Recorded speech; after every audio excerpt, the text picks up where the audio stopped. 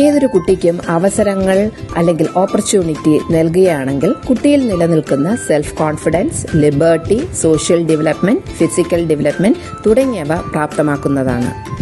2.5 വയസ്സ് മുതൽ 4ാം സ്റ്റാൻഡേർഡ് വരെയുള്ള ഏജ് ഗ്രൂപ്പിലാണ് ഇവിടെ പഠനം നടക്കുന്നത്.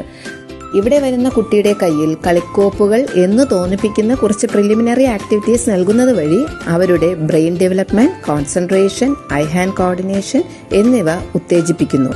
അതിനായി threading beads, cloth pegs, puzzles, pairing activities തുടങ്ങി അനേകം മെറ്റീരിയൽസ് നൽകുന്നു.